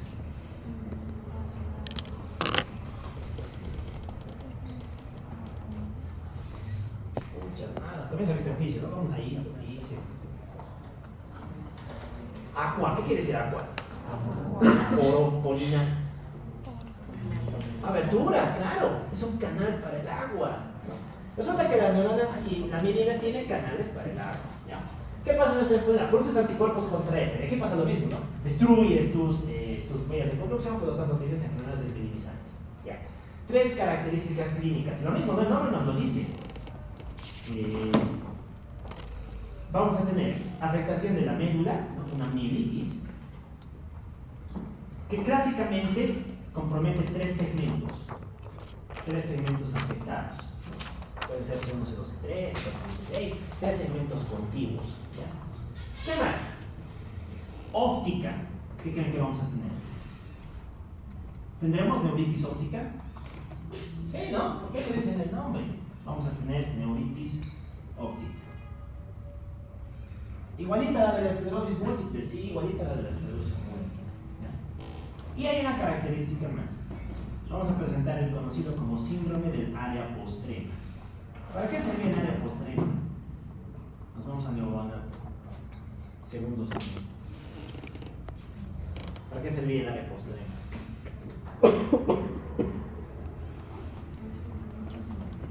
Creo que lo mismo también en Fisipato 1. El vómito. Es el centro del vómito. Claro. Y creo que vómito está en Fisipato 1. Pero bueno. Sí. Ahí lo he visto. Síndrome del área postrema. Vas a tener emesis, episodios repetidos de emesis. Tratamiento, lo mismo. Corticoides y ver cómo avanza. Ya. Vamos con otro. Este otro se llama. A ver, este sí o sí tenemos que conocer. Mielinólisis central continua. ¿Qué es esto? A ver, ¿quién se acuerda? Le vamos a regalar una rondita.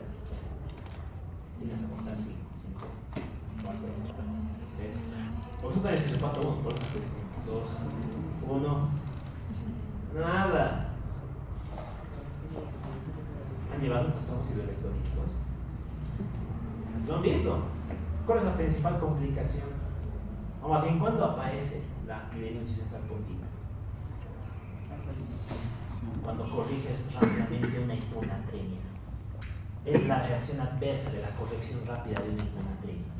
Por eso, han hecho las fórmulas para corregir sodio, ¿no? Decir sodio y demás. Sodio apostado por P. Ahí les han debido decir que la hiponatremia nunca se corrige rápido. Nunca. Nunca. Porque puedes producir esto por daño osmótico de la neurona. ¿Ya? Y esto es brutal. ¿Por qué? Porque esto, ¿qué te va a producir? Te va a producir algo que me parece que suena mejor en el idioma original, ¿no? Los gringos le han llamado el lock-in syndrome. A ver, vámonos a qué internacionaliza. ¿Qué sería eso? Ya no llaman que internacionaliza.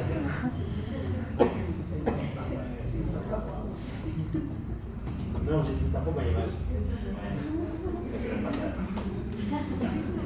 En español eso se llama el síndrome del encerrado o el síndrome del enclaustrado. La persona pierde la movilidad en todo su cuerpo. No puede mover nada. Lo único que mueve son los ojos. Porque es como si estuviera encerrado en su propio cuerpo. El señor está paralizado, mira abajo, arriba, está despierto, no está consciente. Mira, gira, pero no hace nada más. Porque todo su cuerpo se ha desminimizado. Hemos afectado la vía central, la vía del puente. Y eso es brutal. Hemos separado corteza de lo que está por debajo. Por eso se llama el síndrome del claustro. Si no se trata a tiempo es irreversible. Por eso es peligroso. Una hiponatremia nunca se corrige rápido, suprimiendo un rojo. Eso es importante. Muy bien. ¿Qué más? Tenemos a. Bueno, ya tenemos a lesotres, ¿no? Lesotres de lesotres, los cosas más todavía. Son interesantes, vamos a contar. Tenemos al Való, el síndrome de Való. El Marchiafava Birner. Marchiafava. ¿Qué es eso? Tiene un nombre interesante. ¿Y qué más? ¿Qué nos está olvidando?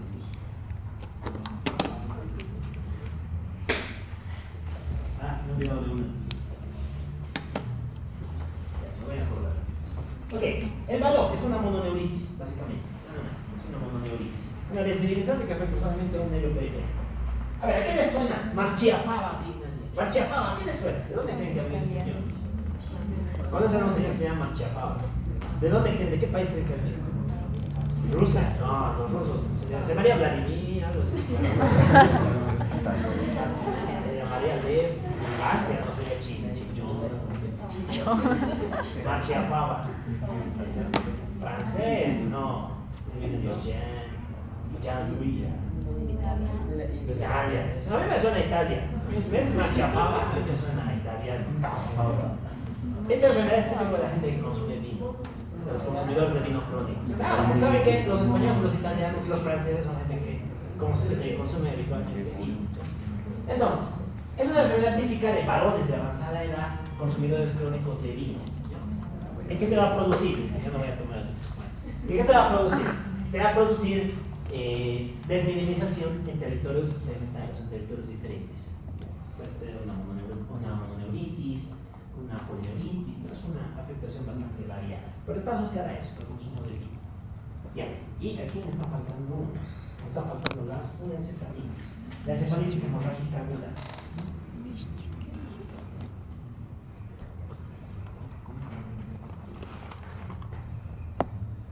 Esta en realidad es una forma muy severa de desmineralizante. Causa incierta, sí se ha asociado a dos fenómenos: antecedente de infección viral, sobre todo una infección respiratoria alta, y el segundo, vacunación. No por eso vamos a decir no se vacunen, no, obviamente, pero se ha asociado en algunos casos al uso de vacunas por virus atenuados. Eso van a mirar en pediatría, en las selecciones vacunas. Bueno, ¿cuál es el chiste de esto? De que se cree que el sistema inmune confunde a ese virus con la mielina, la ataca y además asocia cuadros hemorrágicos. Esto te va a producir un cuadro potencialmente mortal. Si no lo tratas rápido, mueres en 24 horas, ¿no? Es un cuadro sistémico, va a haber afectación de muchos sistemas, va a haber parálisis, alteración de la sensibilidad y demás. Bien, muy bien.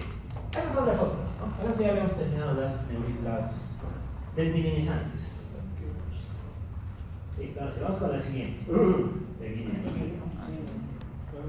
Es más sencillito, ¿no? Ya nos suena esto. A ver, vamos a hacer un viaje a otra vez, tercer y cuarto semestre. Causas de Guillain-Barré. ¿Les suena? Yo estoy seguro que les suena. Todos nos suena Guillain-Barré, todos lo sabemos.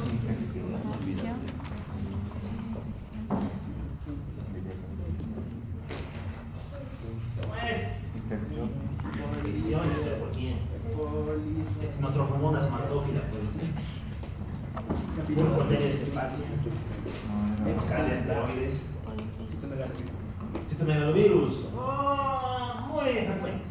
Ya, esto puede ser. ¿Qué más? ¿Influenza? No. Puede, pero no es frecuente. Puede, pero no es frecuente. Se ha descrito que Guillain-Barré asociado más que al COVID, a la vacunación con COVID. Pero me interesa. Nada. Una bacteria. Campylobacter jejuni. Claro, esa cosa. Campylobacter jejuni. Gran ignorado, no todos conocemos al Helicobacter. Venerados al Helicobacter. Pero lo ignoran al pobre Campylobacter, es una cosa muy importante. Primera causa de diarrea de viajero en países desarrollados. Te puede producir también cuadros entéricos y también te puede producir mucha manifestación extraintestinal, entre ellos el Guillain-Barré. Muy bien, top 2. El virus que produce muchas cosas a nivel externo central, el virus de Epstein-Barr. Vuelve a jugar aquí, el de Epstein-Barr. Junto con él aparecería el citomegalovirus. ¿A quién más podemos contar aquí? Es importante. Ocasionalmente, ¿no? Si es cierto caso asociados al VIH, también puede aparecer aquí. Ya. A ver, fisiopatología de Guillain-Barré, muchachos. Esto yo sé que lo saben, porque también están los libros de mi hijo. Bueno, pasa algo bien interesante. Cuando te da esta infección, digamos por el Campylobacter jejuni, tu cuerpo va a producir anticuerpos contra esa bacteria, contra ese agente. Pero por una causa desconocida, estos mismos anticuerpos van a afectar a tu mielina, a tu sistema nervioso periférico. Y es ahí donde te van a producir un cuadro que se caracteriza por algunos principios, ¿no? ¿Qué le caracteriza al Guillain-Barré? ¿Alteración motora o sensitiva? Motora, muy bien. Te va a producir una parálisis, sobre todo afecta a fibras motoras. Tiene un patrón bien característico, ¿no? ¿Cómo es el patrón de la parálisis del Guillain-Barré? ¿Qué dirección tiene? De abajo para arriba, exacto. ¿Qué se llama eso? Ascendente. Excelente. Ascendente. Y es bien interesante. ¿Dónde está en el hospital? Hoy día el Señor te dice que no apoya los pies. Pasado te dice que las piernas ya no le responden. Después te dice que tiene molestias a nivel del abdomen 3-4 días después. A la semana ya no mueven los brazos. O sea, te vas tú dando cuenta cómo va progresando la parálisis. Es bien interesante, ¿ya? Muy bien, estamos afectando fibras periféricas. ¿Qué le pasará a los reflejos? ¿Hiperreflexia o arreflexia? Arreflexia. Arrefléctica. Muy bien. Bueno, y esto no está muscular en nuestro temario, me ha gustado verlo, pero bueno. Hay dos tipos de patrón de parálisis a nivel muscular. La espástica, que ya podemos decir lo que es, ¿no? La rígida, y la flácida, hipotonía. ¿Cuál creen que tengamos aquí? ¿Flacidez o rigidez? Flacidez. La rigidez es cuando se lesiona la motoneurona superior. Flacidez. Parálisis ascendente arrefléctica flácida. Flácida. Si se dan cuenta, es una clínica de segunda motoneurona. Básicamente, solamente que segunda motoneurona que va de abajo hacia arriba. Muy bien. Aprovechamos de hacer un pequeño hincapié aquí. Ese es el que va de arriba hacia abajo. Si les cuentan de un paciente que tiene el inverso, si tiene parálisis de arriba hacia abajo, ¿qué pensarían? ¿Qué enfermedad produce eso? No me volvemos a tercer semestre. Clases de bacteriología. El botulismo. El botulismo es el que tiene el patrón inverso. El botulismo va de arriba hacia abajo. Este va de abajo hacia arriba. Así como curiosidad. Ya. Tenemos alteraciones sensitivas. ¿Qué dicen? O sensitivas bien, sanas, todo ok. Tenemos, pero son leves, bastante leves. ¿Ya? Vamos a tener hipoestesia. Pero lo más frecuente, con mucha diferencia, es simplemente tener parestesias. Parestesias. ¿Ya? De hecho, es raro, muy raro ver hipoestesias. Lo más habitual es tener parestesias. ¿Ya? ¿Tenemos alteraciones vegetativas autónomas? Sí. Pero hay algo que nunca va a haber. No se alteran los esfínteres. Si se alteran los esfínteres, no es Guillain-Barré, te gusta otra cosa. Puedes tener cualquier alteración vegetativa, pero nunca esfínteres. Muy bien. Tiene sus criterios, ¿no? Son los criterios que manejan los Americans. Con todos estos elementos necesarios. Fíjense, ¿qué necesitamos para hacer el diagnóstico? Debilidad y reflexia. ¿Quiénes te apoyan? Progresión, relativa simetría, sensoriales, nunca predominan, leves, ¿no? Compromiso de pares craneales. Como esto va subiendo, a largo plazo te va a producir alteración de pares craneales, a largo plazo. ¿Ya? Y hay algo bien peligroso ahí, ¿no? Si se acuerdan, junto con el bulbo, ¿qué más se encuentra? El centro de la respiración, ¿no? El centro que controla el diafragma. Ese también se puede lesionar, y si se lesiona el diafragma, ¿qué pasa? Mueres, no puedes por un paro respiratorio. Este finalmente se con todas las técnicas en el paro respiratorio. Muy bien. ¿Qué más podemos contar respecto a su diagnóstico? ¿Su diagnóstico cómo es? Es clínico. Y si quisieras apoyarte en algo, ¿qué pedirías? Pedimos un líquido cefalorraquídeo, ¿no? Pedimos una función lumbar, un LC. ¿Qué vamos a observar en el LC? Algo que es bien característico. Vemos muchas proteínas, pocas células. Eso se llama disociación. Albúmino citológico. Característico del Guillain-Barré. Las meningitis además tienen otro patrón de presentación en líquido cefalorraquídeo. Y finalmente, podríamos mirar las pruebas electrofisiológicas. Aquí vamos a ver estas ondas que están graficadas aquí. Bueno, ¿cuál es el chiste de las ondas? Que vamos a ver que hay una conducción lenta. Porque ¿qué estamos afectando? Las fibras mielinizadas, la mielina, por eso se altera la conducción.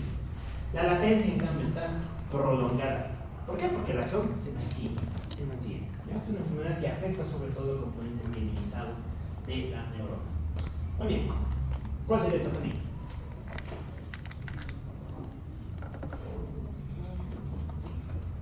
Nuevamente, ¿no? Tus anticuerpos están confundiendo, ¿te damos corticoides? Sí, ¿no? Sí, ¿no? Bueno, podríamos dar, pero no te sirve, no te ayuda. Aquí no sirven los corticoides. ¿Qué tenemos que dar? Usamos otra cosa, usamos algo interesante. Usamos inmunoglobulinas. Ya. Como les decía, aquí el anticuerpo se está confundiendo, ¿no? Y así como confunde la bacteria con el sistema nervioso periférico, nosotros le estamos dando anticuerpos ¿para qué? Para que se confunda más todavía. Y en vez de unirse a la amidina, para que se una a estos anticuerpos que le estamos dando. Como se une, ya no te molesta, ¿no? Y de ese modo el cuadro mejora. Si no funciona, ¿qué haríamos? ¿Qué harían? El problema está mediado por anticuerpos. ¿Qué podemos hacer? ¿Le conectamos a una máquina y que se filtre la sangre para quitar esos anticuerpos? Sí, ¿no? Sí, claro. Si no funciona, las maféresis. Otra vez las maféresis. Ya, muy bien. Listo. Hay que tratarlo bien, ¿no? Porque como les decía, si no, sigue subiendo y te produce parálisis vulvar. Ya, está bien. Para terminar, vamos a hablar del autónomo. Ya, vamos a hablar de los dos tenemos puestos hoy día. Del autónomo, ¿qué vamos a decir? Cosas bien puntuales. Vamos a poder señalar esto. 4 regiones, 4 zonas de control. Región cortical. ¿Qué sistema controla el autónomo a nivel de la corteza? El sistema límbico. No, el sistema límbico, pues. Muy bien, ¿cuál es el gran centro integrador, sobre todo del simpático? El hipotálamo, ¿no? Recordamos que el hipotálamo se encarga del control de todas las funciones autónomas, de todas las funciones vegetativas. El hipotálamo se divide en 2 zonas. Una zona anterior, que controla al parasimpático, y una zona posterior, que controla al simpático. Siendo más importante la posterior. Seguimos bajando, nos vamos al tronco encefálico y a la médula. ¿Se acuerdan por cuál de las astas de la médula bajaban las fibras parasimpáticas?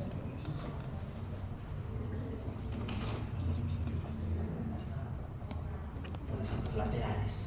Por las astas laterales. Ahí es donde vamos a tener el origen de los problemas autonómicos. El nivel periférico de las fibras. Muy bien. Los neurotransmisores. A ver, recordaremos esto, esto ya hemos mirado en físico. Acetilcolina, ¿dónde se liberaba? A nivel del sistema nervioso autónomo.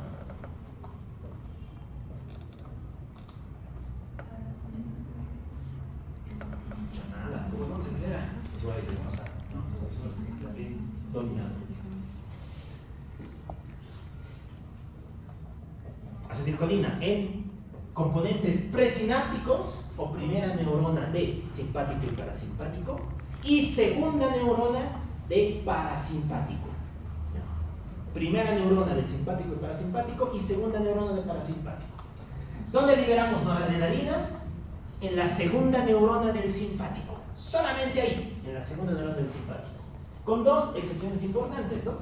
Las glándulas sudoríparas y algunos elementos musculares lisos. Muy bien.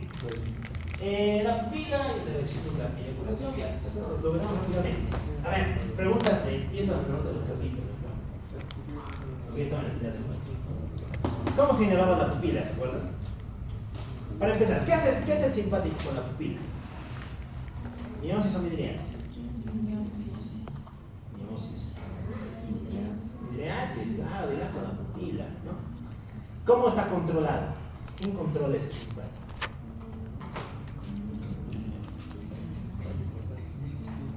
¿Quién lo controla? Lo controla el ganglio cervical superior, ¿no? El ganglio cervical superior. Bien importante, ¿no? Porque este ganglio cervical superior hace una conexión aquí arriba, por ejemplo, del hipotálamo. Ya.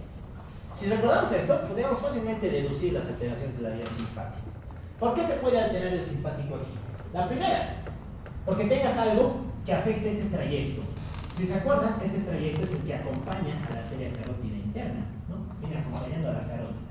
Cualquier cosa que le pase a la carótida puede lesionar al simpático en este tramo. ¿Qué cosas se les ocurren? ¿Un aneurisma de carótida podría ser? Sí, ¿no? ¿Una placa aterosclerótica en carótida podría ser? Sí. ¿Trauma? Puede ser. Muy bien. Seguimos bajando. ¿Qué puede afectar al ganglio cervical superior aquí? Recordamos que como cervical, por aquí es por donde está el ápex del pulmón, ¿no?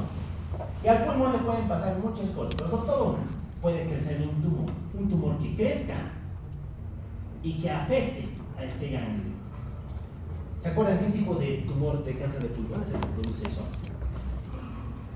Tiene nombre propio, ¿no? ¿Han debido ver? El tumor de Pancoast. El famoso Pancoast, ¿no? El Pancoast, ¿no?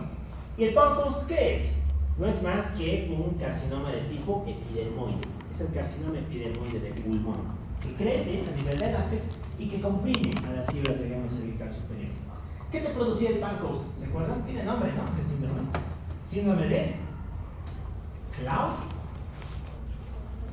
Bernard Horner. El Horner para los amigos, ¿no? Muy bien. ¿Qué le caracterizaba al síndrome de Claude Bernard Horner? Anhidrosis, dosis y miosis. Miosis. Claro, porque el simpático hace midriasis. Si se lesiona el simpático, ¿puedes hacer midriasis? ¿No? Entonces vas a hacer tu vida chiquitita, ¿no? Miosis. Muy bien. ¿Qué más? Recuerden que el simpático también era un músculo aquí, ¿no? Un músculo liso que contribuye a la elevación del párpado. ¿Qué se llama ese músculo? Músculo de Müller. Si se lesiona esa fibra, pues vamos a tener una caída del párpado.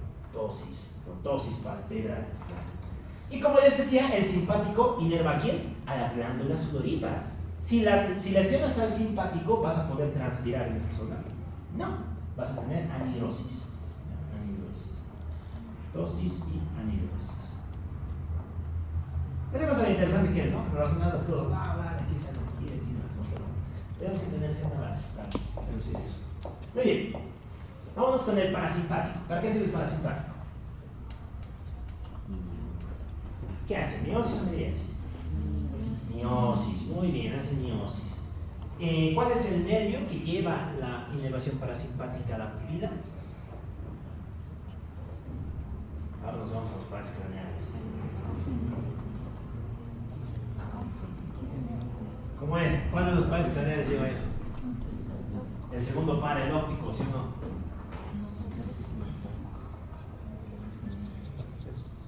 ¿Cómo es? ¿Cuál es? Pares craneales. Nos enseñan en clase de tronco encefálico. Tenemos que dominar los núcleos de los pares craneales, si no, estamos muertos en el tronco. ¿Cuál? ¿El patético? ¡Oh! Falacia. Estamos terminando. Ya, el tercero. No se olviden que el tercer par craneal es motor y también es vegetativo, parasimpático, ¿no? ¿Cómo se llama el núcleo que dirige la midriasis del tercer par? Claro, el famoso núcleo de Ehrlinger-Westphal. ¿De qué par craneal es? Del tercero. ¿Y dónde está el Ehrlinger-Westphal? ¿En qué parte del tronco está? Si tengo un paciente con alteración para la midriasis bilateral, ¿dónde tendré que buscar una lesión? En el mesencéfalo. Es un núcleo mesencéfalo. Ya, muy bien. En limpio. Parasimpático, miosis. Núcleo, Ehrlinger-Westphal. Ubicación, mesencéfalo. ¿Cuándo voy a tener alteraciones de la midriasis? Perdón, alteraciones de la miosis. Cuando tenga una lesión del tronco, en ese caso va a ser bilateral. O si tengo una lesión del tercer par craneal, en ese caso va a ser unilateral. ¿Qué podría lesionar a mi tercer par craneal de manera unilateral? Pues tendríamos el trauma, los tumores y, más importante que eso, la herniación cerebral. Los síndromes de herniación cerebral, que son una consecuencia de la hipertensión intracraneal. Muy bien, la acción de la eyaculación no pasa, no se entiende eso. Muy bien, aquí es lo que les contaba, ¿no? Las pupilas. Bueno, sí, ya sabemos. ¿Qué era disocoria? Pupilas simétricas, muy bien. Las dos mióticas, ¿no? Las dos midriáticas. Recordar esto es claro. Los reflejos también, no se olviden, ¿no? ¿Cuántos reflejos había? ¿Cuáles son los reflejos pupilares? Ya no sabo. Ya no quiero jugar. ¿Cuáles son los reflejos pupilares? Se tiene que preguntar todo eso preguntamos en las rondas, por si acaso. Preguntamos todo en las rondas de todo, todas las materias. Desde semio hasta nato. Reflejo, automotor, conceptual Acomodación, excelente, ¿no? Excelente. Sobre todo, ¿qué valoramos aquí con simpático y parasimpático? Fotomotor y consensual, ¿no? Acomodación nos permite ver la integridad de las vías a nivel del tronco encefálico. Muy bien. Tenemos los reflejos cardiovasculares, ¿no? Aquí tenemos las pruebas globales, el postural, ¿qué es esto? Te vamos midiendo la presión, ¿no? En decúbito, 1 minuto después de que te has sentado y a los 5 minutos después de que te has sentado. ¿Cuánto tiene que variar? 15 milímetros de mercurio entre medida y medida. ¿Y el Valsalva? ¿Qué es el Valsalva? Importantísimo el Valsalva. Vamos a hablar de esto cuando lleguemos a cardio. ¿Es de presión? No. Entonces, arterial o intraocular. No, eso es hipertensión. No, tengo entendido que no está bien relacionada con la manera de Valsalva modificada. ¿Ya? ¿Cuál es la manera de Valsalva? Técnicamente el paciente tiene que estar, creo que si no me equivoco, el paciente tiene que estar taquicárdico, si no estoy mal, o estoy en ignorancia. El paciente tiene que estar echado y tiene que estar con una jeringuilla y un soplo, obviamente no una reacción, presión tal cual, y en un momento a otro el paciente tiene que subir sus